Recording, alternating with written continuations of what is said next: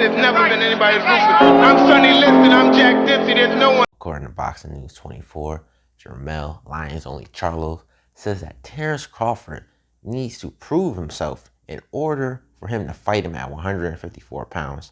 Terence Crawford has expressed interest at wanting to fight Jermell Charlo at 154 if he doesn't get the winner of Errol Spence versus Yordenis Ugas, which is coming up April 16th. You should definitely check it out. It's going to be an interesting fight. He said he's wanted to fight Jermell Charlo. And Jermell Charlo, a couple weeks ago, he responded by saying that he would F Terence Crawford up, needs to go fight Errol Spence. Now he's a knockout artist. It was a very entertaining interview. I would definitely love to see a fight between Terence Crawford versus Jermell Charlo if the winner of Yordenis Ugas versus Errol Spence and Terence Crawford cannot come to a deal. I think that Terence Crawford is kind of being ducked by Jermell Charlo. While I do agree with Jermell Charlo that Terence Crawford does need to prove himself at 147 pounds, you still can't ignore the fact that Terence Crawford has fought at 135 pounds titles over there. He was unified at 140 pounds. He's in the history books for being one of the few undisputed champions in history to hold the WBC, the WBA, the IBF, and the WBO belt, all 4 belts in boxing history. You can't ignore that, okay?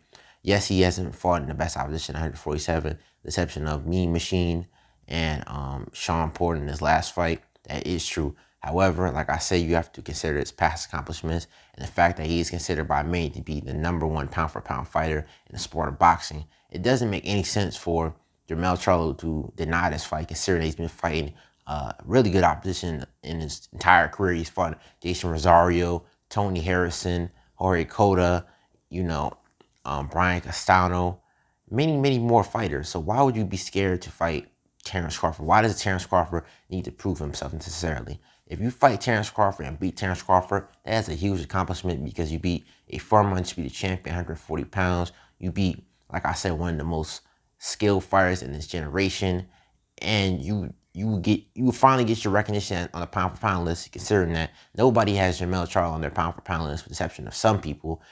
Even though he's the 154-pound champion, he was 3 out of the 4 belts, and like I said, he's been fighting really good opposition. Nobody has put him on that pound-for-pound list. But if Terence Crawford and Jermell Charlo were to fight, I would have to favor Terence Crawford. I think that Terence Crawford is a much better boxer than Jermell Charlo. I think that Jermell Charlo is bigger and stronger. But, Terence Crawford, he has insane speed. He has very good counter ability. In the first 5-6 rounds, you've seen that Sean Porter was able to get at Terence Crawford using his jab, his right hand, his combinations, coming forward, bouncing on his feet, slipping punches. But as you've seen towards around the 7th and 8th round, you've seen that Terence Crawford started to pick it up. He started to get more aggressive. He started to throw more counter shots than he was in the original first half of the fight. And then he started to, make impactful shots on Terence Crawford. It was a thud behind the punches. He was also landing a beautiful body uppercut on Sean Porter, which was taking some of the steam off of Sean Porter's punches. And then we seen him brutally drop Sean Porter with a beautiful uppercut when Sean Porter was trying to come in, but he lunged in and his head caught the full impact force of that punch.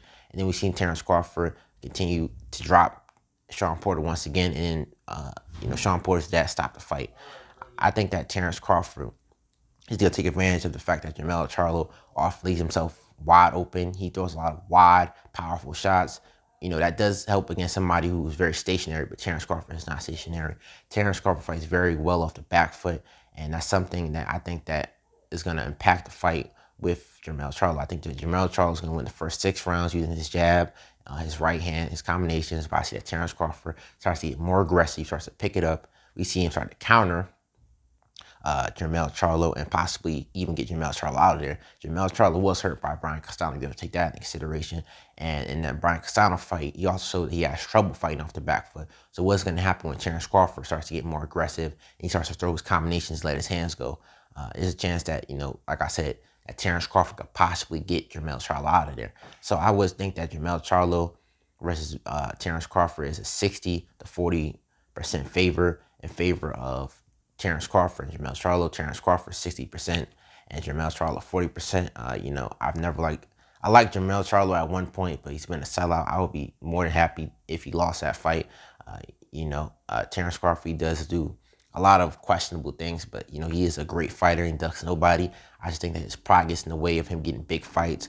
But like I said, I think that Jermell Charlo, his fundamentally flaws in the ring will cost him against Terence Crawford, as many opponents have against Terence Crawford. That's the reason why Terence Crawford is undefeated. You know what I mean? He's the best counterpuncher in the sport of boxing.